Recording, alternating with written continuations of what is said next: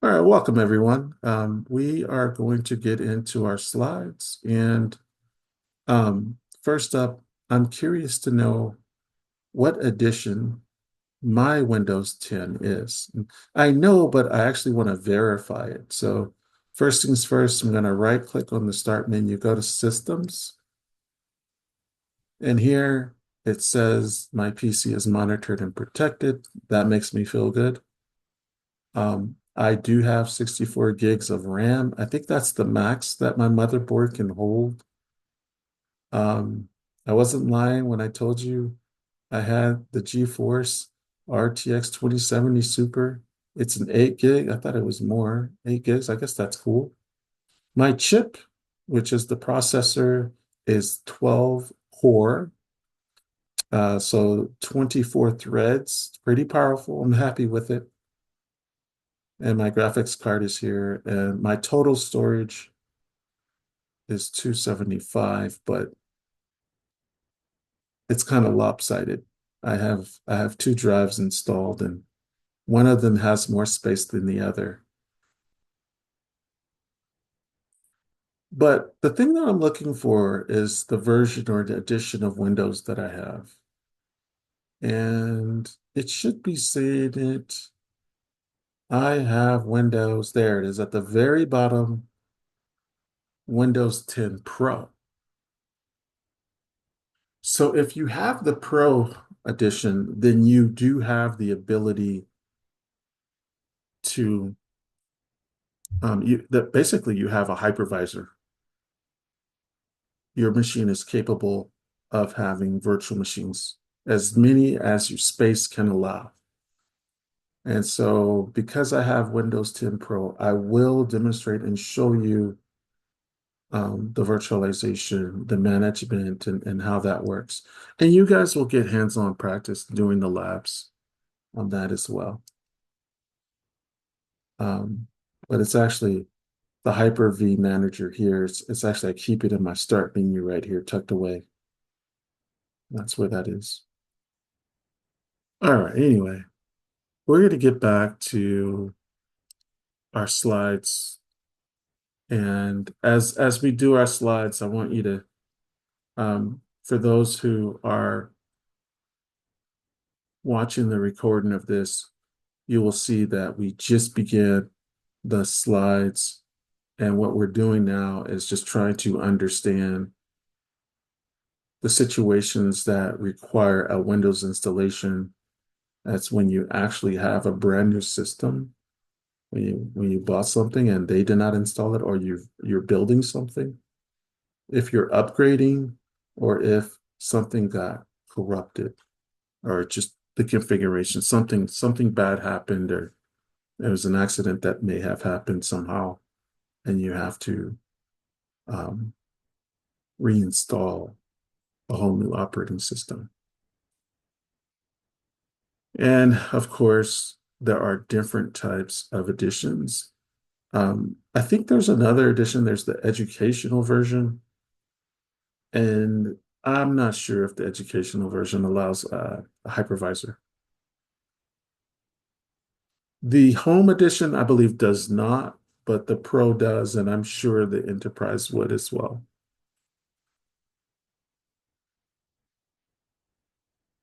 Windows 11 comes with the same edition as Windows 10 with significant differences between 11 Home and Pro. The Pro offers features not included in Home, including BitLocker, Hyper-V, Microsoft Remote Desktop.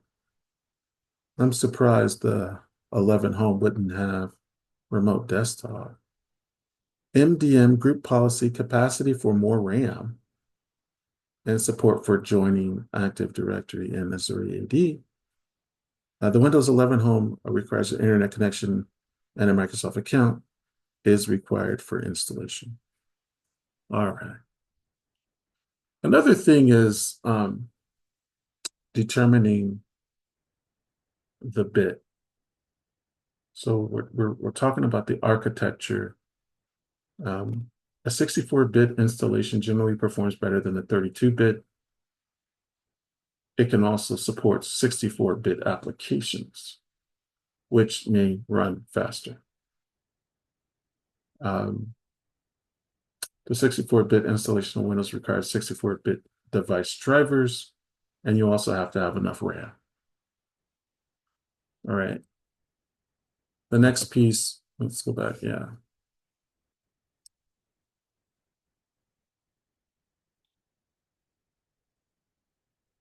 Um,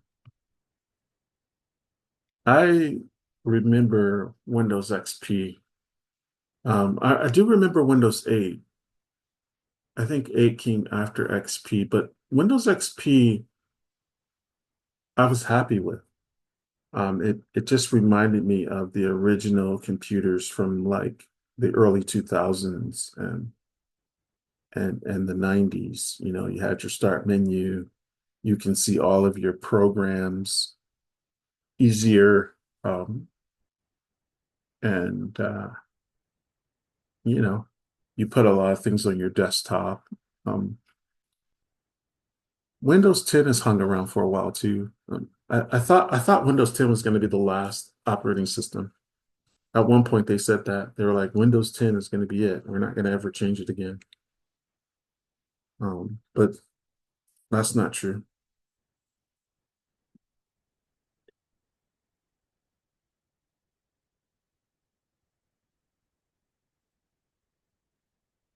So here is to make sure your Windows qualifies for Windows 10.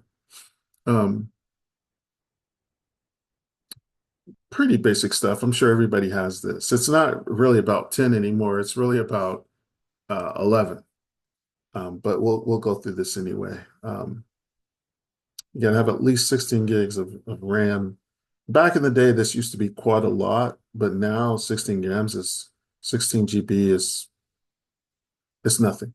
Um, you know, you if you download a few movies or whatever, and you're done. Like you're already going to be maxed out. Um, Video games are way like there are video games in the hundreds of GB. So they so you know um, graphics cards, and you have to have a display, the minimum 800 by 600 resolution, and that's the number of pixels. 48, actually, I would say 480,000 pixels. Um, 800 across, 600, and that's a lot of little dots. And as you know, each dot can take on 256 different colors. And that's just, we know it's 256 because of the amount of bytes that it can hold. And remember, it goes from 0 to 255, actually, right? 0 is, I believe it's just black, and 255 is white. Could be the other way around, and everything in between. So there's a lot of different colors and 256 different colors, but the number of pixels, I mean, that lets us know how sharp the image could actually be. And of course, if it refreshes fast, that helps the image as well, and the smoothness of the image. Um, the 60 um, 60 refreshes in a second is considered um, high def, and that's considered really good. And what it is it's 60 pictures in a second. The pictures are being shown at a very fast rate.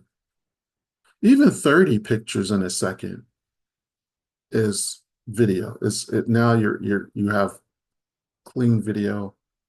But if you have something capable of doing 60 or even faster, right, nowadays, you put the pictures, so many pictures within a second. I mean, remember, there's lag. between what we see and what we can process. So to us, we're not aware of the lag, even what we see and what we react. There's lag there too, naturally. Because the speed of light, which is the speed of which we see, it is not instant. There is lag in that, even though it's like 3 times 10 to the, whatever. We're not going to get into that. But once you're at 30 images shown to you within a second, to us, and considering the lag that we have, it's going to be great. And there really is no need to even go beyond 60.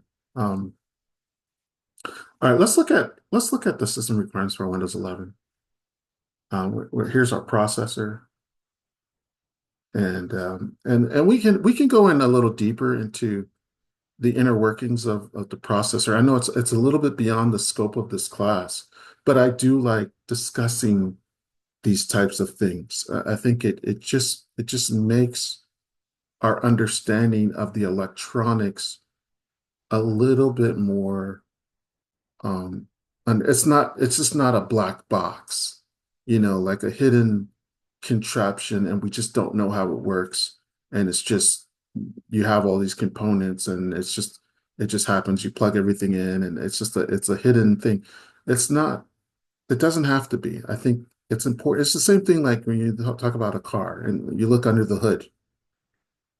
To some, it's just like, all right, there's a lot going on there. I don't care how it works. I just know that it works.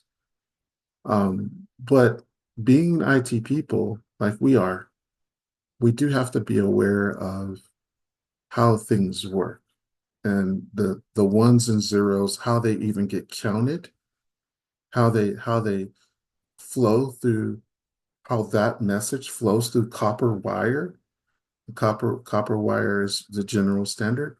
I mean, there's fiber optics and things of that sort, and there's other things, but there's even waves, Wi-Fi, Bluetooth. But how is it that these messages are being transmitted, and what is the job of the processor and the processes as well, like those little guys that carry out the tasks, the processors, and that will come up at one of these lectures, I'm sure. We're going to be looking at all of the different processors that the operating system is using, even while we're not doing anything on the machine. Now, obviously, I have Zoom running, I have PowerPoint running, I have a lot of applications running, so my computer's just going crazy right now. But if I just turn on my machine just to get the operating system afloat and present, there's a lot of processes that are going to be taking place. Um, and we'll get into that. Again, the 1 gigahertz of speed, and I think the fastest is like 2.7 something, and this just can't be any faster. It's just the speed. It's like I mean, we could let me let me double check that. Because I want to. It's important that we're accurate. I will pull up um a new window real quick, and I will like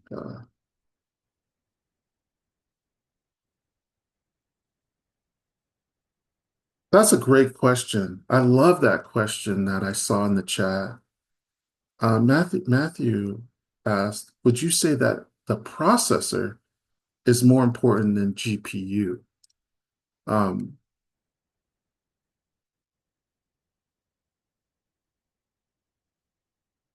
First of all, the processor is probably going to be more important than everything. All right, let's just start there because we're talking like the brain versus the heartbeat. The brain is the processor. The heartbeat could be considered your GPU, right?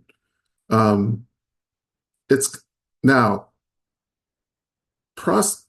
It's like, hey, if should I go high end on my processor and save some money for my GPU, or should I just get a very powerful GPU? I'm going to have a quick conversation with the chatbot. And in fact, maybe we could even get into that as well. One of the things I'm going to say is um, let's chat about computers for a second. We see, I'll say, we see that the minimum requirements to change or upgrade from Win 10 to Win 11 is that your processor must be at least 1 gigahertz. I'm just going to first just start off with a statement. Now, um, 1 gigahertz or faster with two or more cores. Now, cores are talking about your processor. Your processor is the chip, which is what performs the calculations and everything enters in all the wires are all the in the transistors and inside the motherboard. They do lead to that chip. Um, they're saying that you must have a 64-bit processor. It has to be a Microsoft List supported processor. Um, but here's my question though. Oh, the TPM, the trusted. Okay, so the TPM is another thing. That's what they've got me on is my TPM. I have to enable TPM. Once I enable my TPM, I probably could do it, but I also have a fear of losing a lot of stuff. But now, if I'm not mistaken, the actual um, hertz is, I believe, 2.7 something, and it's just the way it is. Um, is I'll just say 2.57 hertz, the gigahertz, I should say, yeah, the fastest a processor can be and why.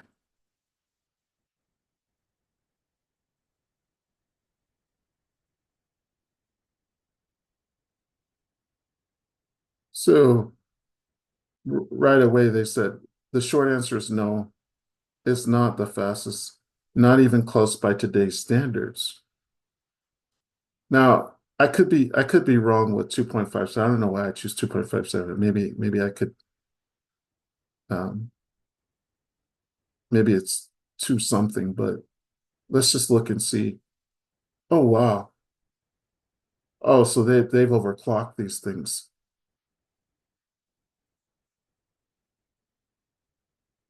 The M3 is 3.5. Oh man, I'm out of touch. So wait, the Ryzen is 5.7 and the Intel i9 is now 6? This is amazing. Okay.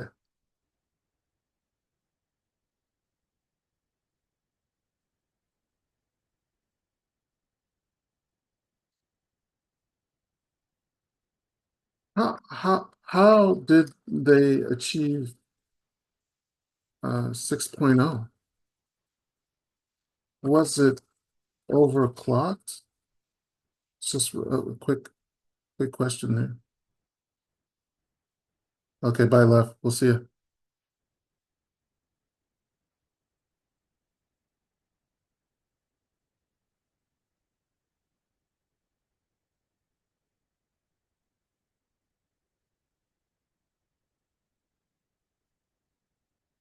Okay.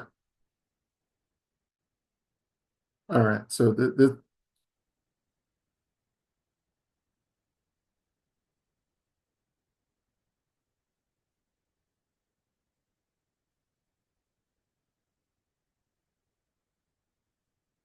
okay. I didn't realize that we're going faster than. All right. Some of these things are getting some types of velocity boost and turbo boosting. That's amazing. Okay. That's going beyond what's even necessary.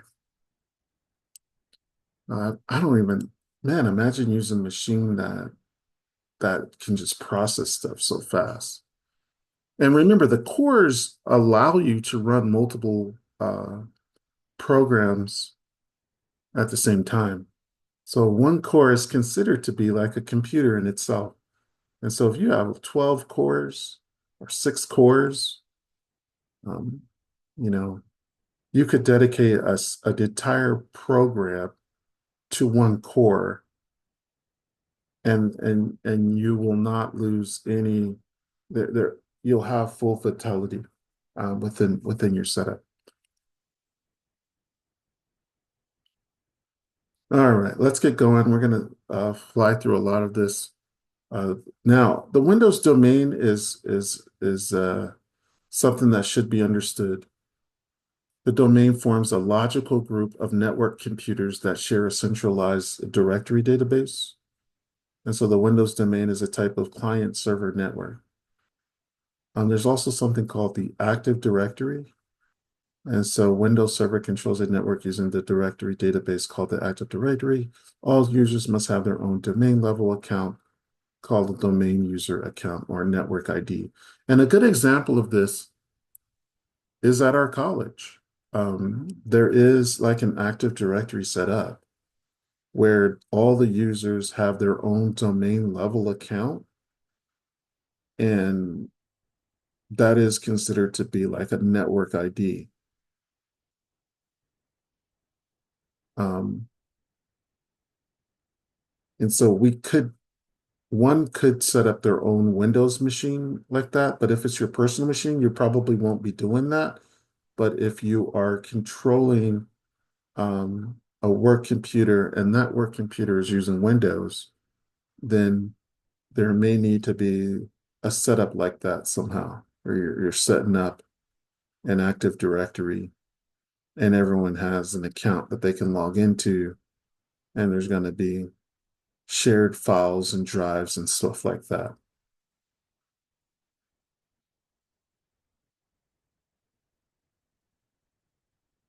Now, the Azuri, I don't know if you're familiar with Azuri, but Azuri is the cloud for Microsoft. That's the name of it.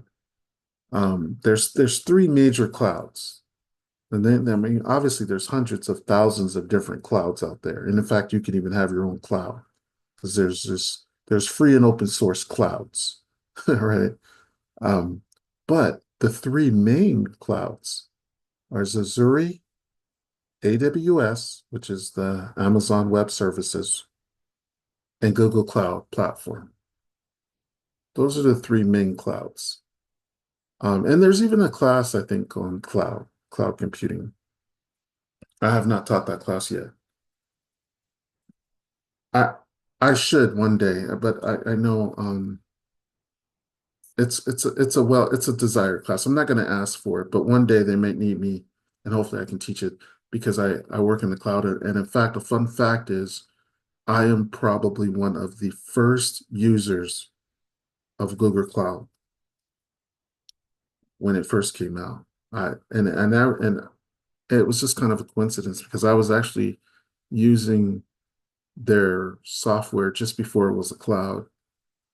It was like almost a cloud, and then all of a sudden they switched it over, and I logged in, and it was amazing what they had on there.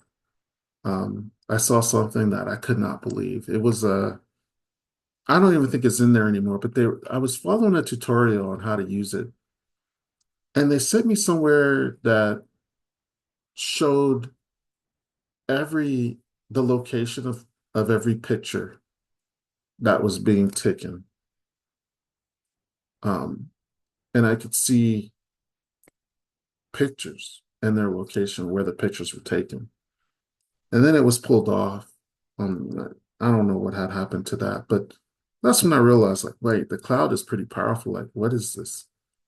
Um, but ever since then, I've used the cloud quite a bit to do a lot of projects and stuff like that. And in my other class, the Linux administration class, um, I've set up a lab for them to use, and it's in the cloud as well. So anyway, Azure AD runs in the cloud for more than 200 Microsoft data centers around the world. Yeah, Microsoft calls joining a personal device to Azure AD the BYOD experience. All right. So there's a lot of good stuff. All right, let's get into the types of users. There's basically three types of user accounts: the local account, and that's created on the local computer. It's basically only the local computer will recognize that account. So I can't use my credentials on a different machine because it just won't recognize it. It's, the other is the network ID, and that is created and maintained on a Windows domain in an Active Directory. And so I could use my network ID to log on to any machine that's a part of that Active Directory. And then finally, a Microsoft account is an email address initially set up at Microsoft website, and it gives you access to the Microsoft OneDrive cloud as well. And there is something called a standard and an administrative account. So here is the final checklist before beginning an installation. You're going to verify the application, the DVDs are available, back up everything that you need, run antivirus, use the BIOS setup to verify the boot sequence. In BIOS UEFI setups, disable any virus protection settings that might prevent the boot area, so on and so forth. And then for laptops, use the AC adapter so you don't run out of the battery.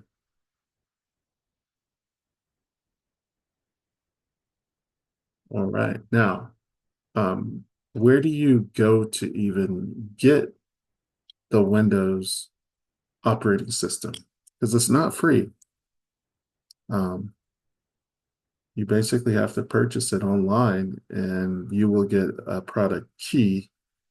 And then what you'll do is download it and then enter in the key, and then that will enable you to download the actual thing. Sometimes you can purchase the USB drive, and then they're just like, all right, stick this drive in when you cut on the computer, and it will download it. Many laptops will automatically have the Windows operating system on the computer.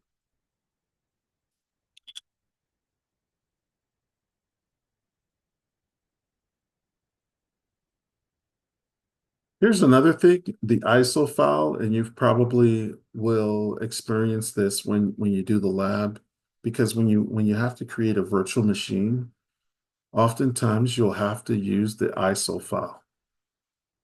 And so the ISO file is it's an image of the optical disc, including the file system and all its files and folders. So it is an operating system file, and it is the image of that operating system.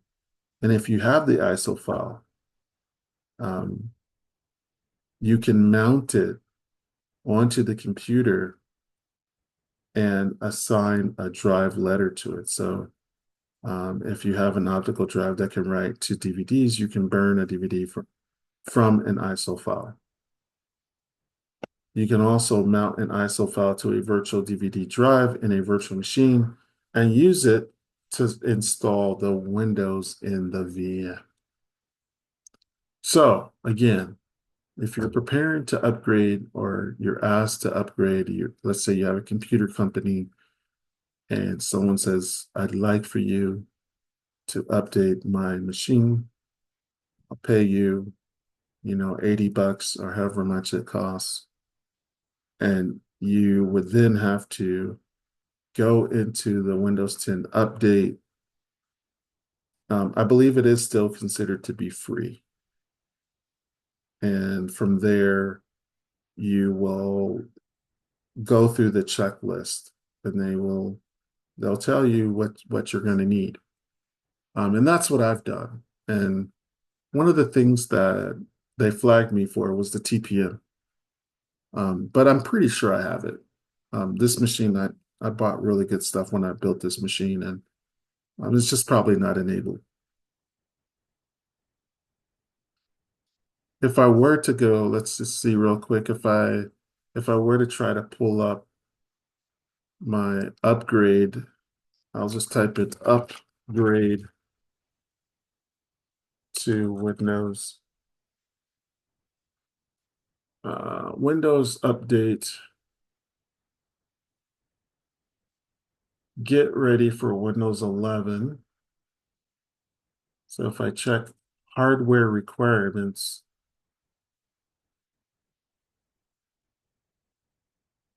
so here's a note about Windows 10 will no longer receive support or free software updates. That's pretty sad. Um, yep, graphics card, your display, nothing too terribly difficult that you'll need. You will need some storage space. Um, it would be cool to do like a dual boot, set up Windows 11 and keep your Windows 10. The problem is Windows 10 is just not going to have much support, meaning it could potentially become a vulnerability, a liability to you. It could become vulnerable. Um, so you probably should plan on upgrading to 11 soon.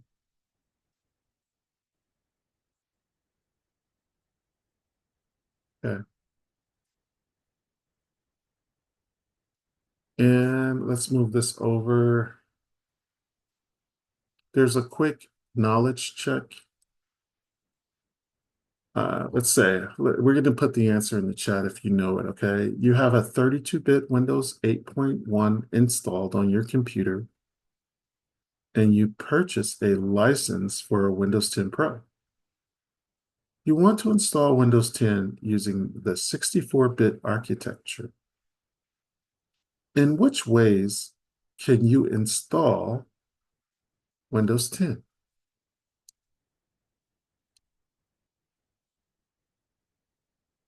Right? In which ways can you install Windows 10? You can perform an upgrade, but not a clean install. You can perform an upgrade or a clean install. You can perform a clean install, but not an upgrade. And then D, none of the answers are correct.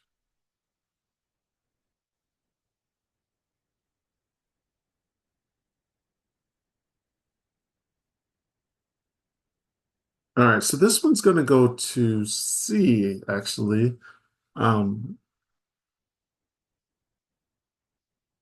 if you have the 32-bit, and here's what it says, you cannot upgrade a 32-bit OS to a 64-bit. So in this situation, you must perform a clean install, and then you probably can do it.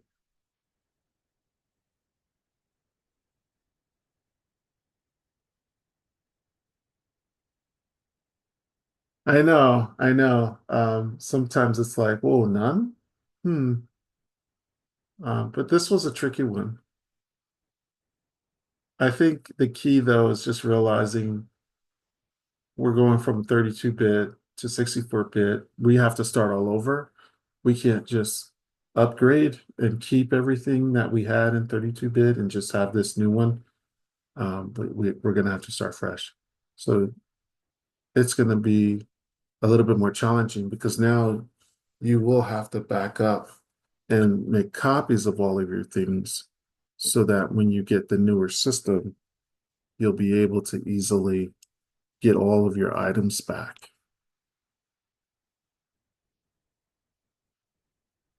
All right, let's keep going. Here's a dual boot menu. This is what it could look like if you set up a dual boot. So as soon as you're logging on, it's a select an operating system. And that's actually kind of cool, especially if you have the space. If you have the space and the memory, because you're going to want each one of the operating systems to have a lot of space. Um, the installing of a virtual machine, I will demonstrate this as promised. But before I do, I'm going to have to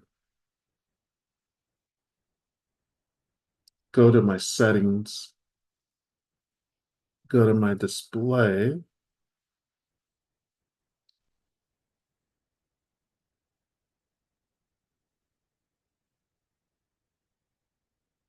and change the, I'm going to change it to 1080.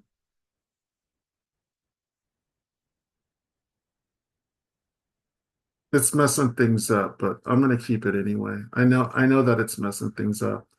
But what I'm going to do is now is demonstrate my virtual machine. I'm going to go into my virtual machine manager, and I have a lot of, this is running? Why is it running? Crap. Maybe it was never turned off. How could it be running for that long? Oh man. Okay. Um,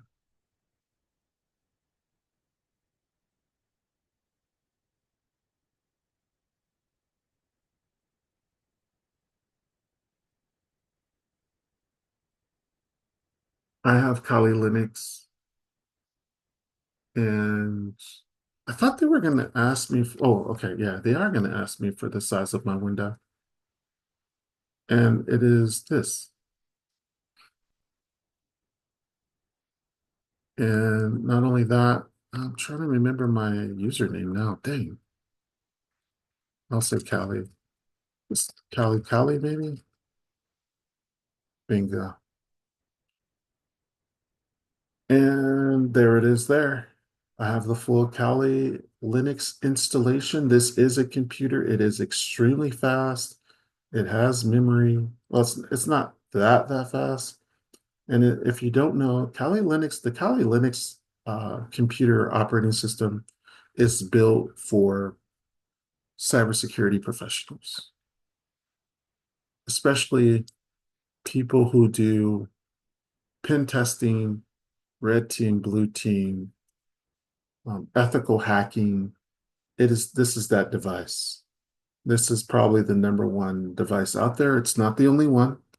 There's another uh, sheriff in town that's just as good, but Kali Linux is what you see in the show, Mr. Robot.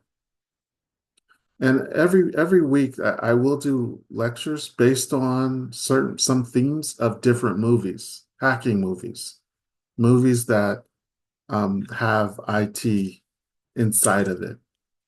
Um, you don't got to go out and watch those movies or nothing, but yeah, it's just going to be interesting as we go forward. I'll make references to certain movies that give examples of the concepts that we're studying.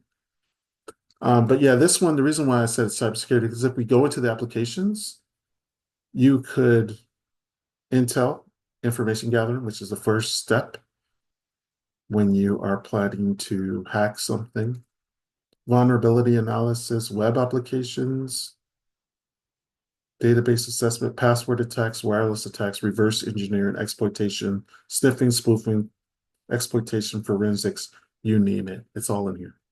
This thing is souped up. Um, yeah.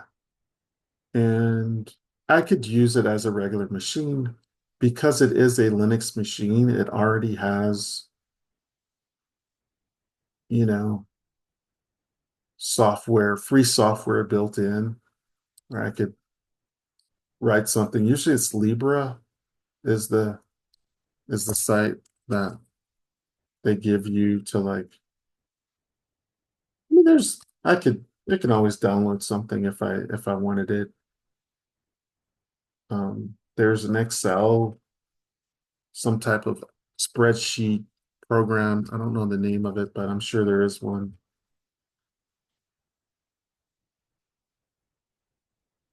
Yeah. So those not too terribly important. But yeah, we can just go online. Now there should be a way to transfer files from one to the other. And I don't think I've done it, but I could always create like a shared folder, or maybe even better yet, I should download Google Drive and install it on this desktop because I have Google Drive on my home machine. And then I could easily transfer files from one machine to another. Um, so this is one example of a virtual machine. This is what it would look like. I can turn it off.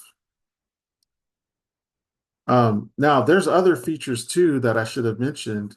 Not only turn it off, but you can pause it, create checkpoints, save it, reset it. Pausing a lot of people do. So like if you're working on something, you just want to freeze it and pick up again. You could pause it, shut it all down, and when you reload it again, it's going to start exactly where you left off. I do have another one, the Parrot, and it has the KDE version, which is a certain layout, like the way the operating system is laid out. Let me see. Hopefully, this window size works for Parrot. And Parrot is the competition for Kali. There is an overlap. Okay, so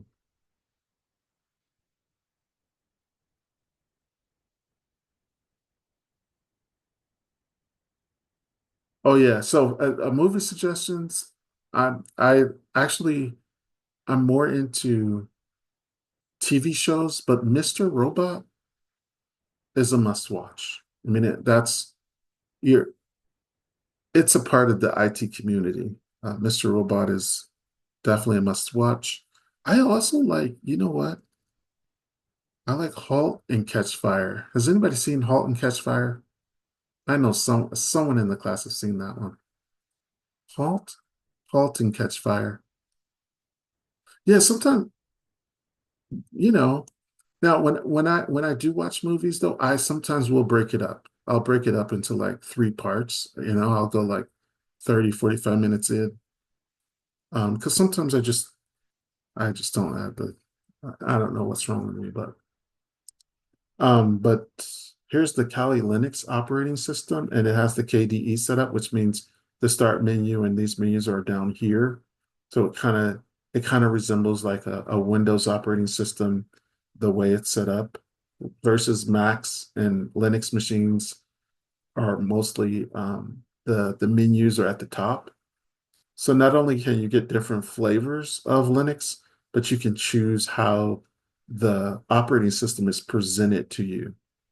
Now, if I go into applications, as you can see, there is a folder called pen testing. And when I click on that, I'm in there. I'm in there. I mean, talk about digital forensics. It's got tons. This one probably has more than my Kali Linux install, rootkits. I mean, just stuff, right? Um, I could go back in here. Let's say I want to create a password attack. I'm sure I probably can find Jack the Ripper or something like that. Cool. There's all kinds of just, and a lot of these programs are terminal. They're Linux programs.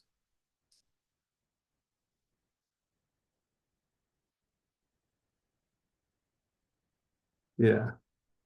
Uh, yeah, it's just a lot. It's just a lot. And this one probably has some programs as well, like games and oh, LibreOffice Math. That's cool. And there's probably people who are just using this machine because you get full autonomy. You could customize it. You have access to every file. You could even distribute this yourself. That's the thing about Linux operating system. It's free, it's open. There's a community that works in it and develops it, maintains it. And people who have it feel a sense of security by using it. I'm going to shut this down though, and I need to make sure that my operating systems are shut down. So when I go back into my manager, I can see that all of my three virtual machines are in the off state. I also have some other virtual machines as well. If I go into start, I do have one here. It's a Kali Linux. It's a WSL. So it's a Windows subsystem for Linux. And it actually does have, I'll just put this up just real quick to demonstrate. It does have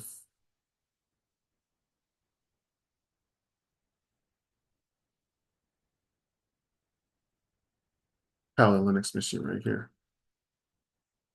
And this one's actually really fast because this machine is tied to my desktop because it's part of the Windows subsystem. So because I have Windows Edition, Pro Edition, I'm able to go to the Microsoft Store and just straight up download it. And if I if I didn't want this, I could just not really use it much. But yeah. So I do have, I mean, these are examples of virtualization that you can do. So I'm going to log out, and also I do need to, yep, I can clear this. And this is my Linux bash system right here. It's just a terminal, the command line interface. But the command line is really what, everything that you need right here. A question came in about what is the main importance of having virtual machines? Um, it's partly, mostly is to set up your own lab so that you're going to be running programs that your regular machine may not have, or you probably don't want it on your regular machine for whatever reason. There's going to be a lot of use cases, especially when it comes to development, software development. When you're building something, quite frankly, um, a lot of things being built is being ran inside of a command line inside of Linux. When you want to have a web server, most of the web servers that are free, that not Windows related, but most of them are Linux based web servers. So you can actually get things put on the internet. Um, so I could put a web server on here. The only problem is servers need to be on 24/7. And if I put it on here, it may only be on for the time that I have my machine on. Um, so that was what I wanted to demonstrate. We're going to turn those off and get back to our display and wrap it up for today. We looks like we went over a tiny bit. Um,